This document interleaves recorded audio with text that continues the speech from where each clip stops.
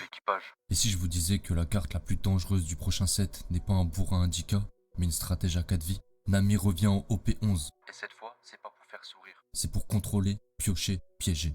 Un deck qui transforme tes points de vie en armes et qui prépare l'orage bien avant que tu sentes le vent. Prépare-toi, Nami OP11 arrive. et l'Europe va prendre sa tempête en pleine face. Alors c'est parti. On passe à l'explication du deck. Le cœur du deck, c'est le leader Nami. Tu défausses une carte pour gagner 2000 de puissance à tout moment. Parfait pour bloquer des offensives. Mais surtout, si un des deux joueurs perd une vie pendant ce tour, tu pioches. Résultat, Tu défends, tu filtres et tu façonnes ta main en permanence. la stratégie du deck. Transformer chaque perte de vie en value. Gère la tempo adverse et fais tourner ton moteur de pioche en contrôle pur.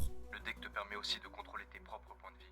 Avec Yori Kozuki, tu échanges une carte de ta main avec une carte de ta vie. Shiraoshi, elle, te permet de placer une carte de ton deck dans ta vie si elle est KO par un effet adverse. Et Nami bloqueuse te permet de replacer des cartes depuis ta main vers ton deck après avoir pioché. La stratégie du deck. Tu caches dans tes points de vie les cartes les plus explosives ou défensives. Trigger, event.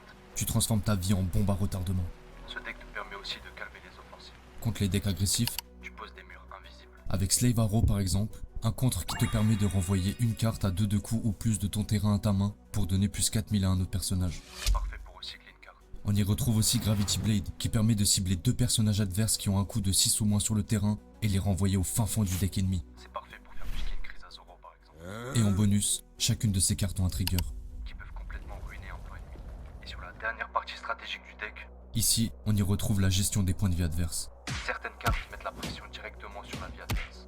Nico Robin permet de retirer une vie à votre adversaire si l'on a 3 ou plus, On y retrouve aussi Kid. qui fait perdre un point de vie à l'adversaire. Et si les conditions sont bonnes, tu pioches une carte. Ça combine très bien avec l'effet du leader. On y retrouve aussi Charlotte Lin Lin, qui force l'adversaire à choisir entre perdre un point de vie ou t'en donner un. Et Soul Pocus, c'est pareil. Ils choisissent leur poison. L'objectif du deck, tu prépares tes pioches, actives ton leader et contrôle la tempo adverse tout en récupérant des ressources. C'est clairement un deck qui bouge comme la météo. Alors Nami OP11 c'est quoi? C'est pas un deck de force, c'est un deck de choix. Le tien et celui de ton adversaire. Et si tu fais les bons choix au bon moment, crois-moi que ton adversaire n'aura pas d'autre solution que de te donner un avantage. Du coup c'est tout